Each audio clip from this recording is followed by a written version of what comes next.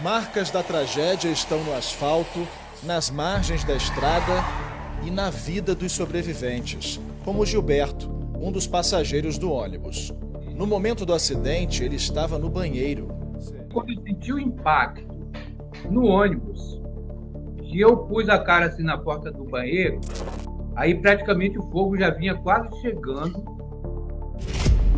39 pessoas morreram quando, na madrugada do dia 21 de dezembro, o ônibus em que viajavam foi atingido por uma pedra de quartzito que se soltou de uma carreta na BR-116 em Teófilo Otoni, leste de Minas.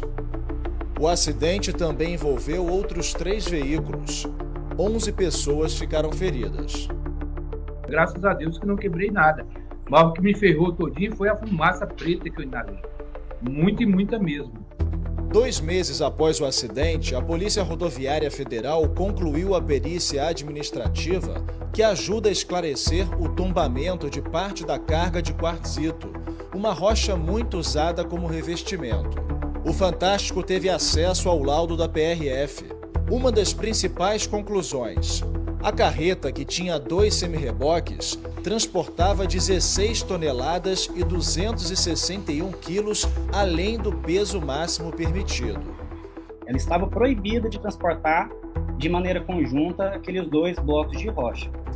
Por isso, um reforço foi colocado irregularmente na suspensão, com a inclusão de lâminas metálicas e calços de madeira. Houve uma modificação na suspensão do veículo. Então a gente já percebe que esse tipo de evento pode ter contribuído para o resultado do acidente. O laudo também revelou que uma das travas de segurança do semi-reboque, as alças e correntes, estavam sem a identificação do fabricante, não sendo possível atestar a resistência e a conformidade. No pátio onde estão os veículos envolvidos no acidente. Aqui atrás está a carreta, esse aqui é o semi-reboque onde estava a pedra que se desprendeu. A gente observa que ela estava presa por correntes como essa aqui, olha, enferrujadas, como mostra o relatório da Polícia Rodoviária Federal. Mesma situação desse gancho aqui. E a gente observa ali atrás que, ao se deslocar, a pedra fez um corte profundo no piso do reboque, acabou destruindo essa proteção lateral e foi parar no meio da estrada, onde acabou atingindo o ônibus. Os vídeos que você vai ver agora foram feitos pelos peritos e mostram como aconteceu o acidente.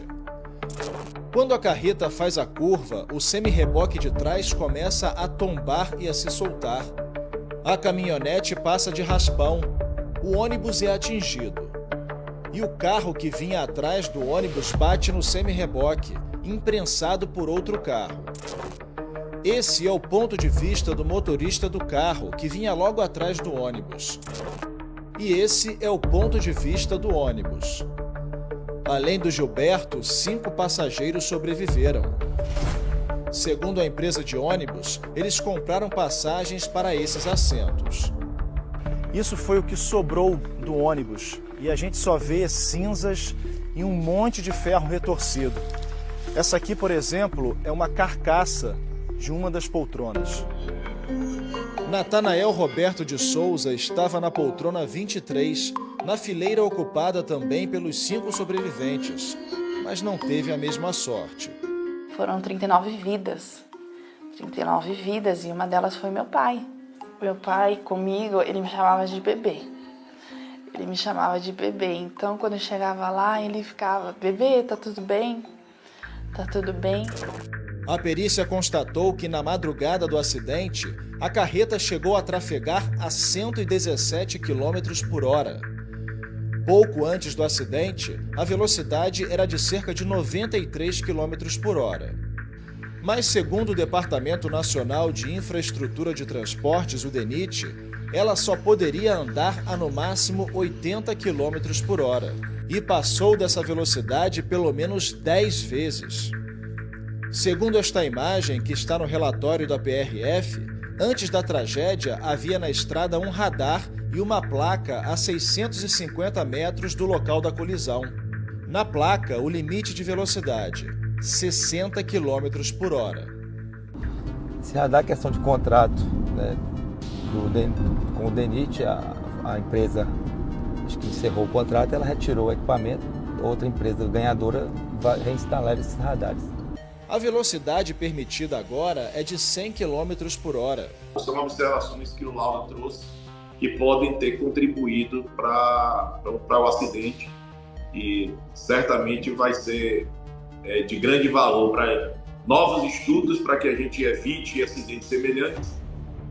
Em nota, o DENIT informa que uma nova empresa foi contratada para instalar e operar radares em Minas, antes que o contrato da empresa anterior terminasse. A transição precisa de etapas e priorizações.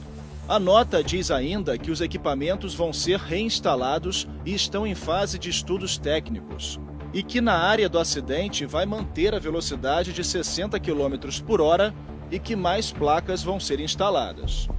A perícia também descobriu falhas no comportamento do motorista da carreta, Arilton Bastos Alves. Segundo a PRF, Arilton não respeitou o horário de descanso durante o trajeto, que começou em Santana do Acaraú, no Ceará, e terminaria em Barra de São Francisco, no Espírito Santo. A lei determina que o condutor descanse pelo menos 11 horas seguidas no período de 24 horas. Nas 4 vezes em que o motorista parou, os descansos variaram de 1 hora e 45 minutos até 4 horas e meia. Isso incorre, então, numa maior quantidade de erro por parte desses motoristas e, na medida que eles descansam menos, com certeza também aumenta a quantidade de sinistros envolvendo o veículo de carga. Segundo as investigações, após a batida, Arilton fugiu do local sem prestar socorro. Ele só se apresentou à Polícia Civil 2 dias depois da tragédia. Arilton disse em depoimento que não tinha o costume de verificar o peso das cargas que transportava.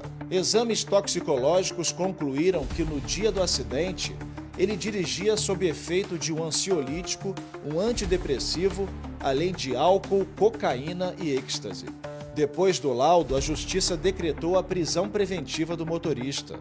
Arilton foi preso no mês passado. Em nota, a defesa de Arilton nega que ele estivesse alterado no momento do acidente e afirma que o motorista não é usuário de qualquer tipo de droga ilícita.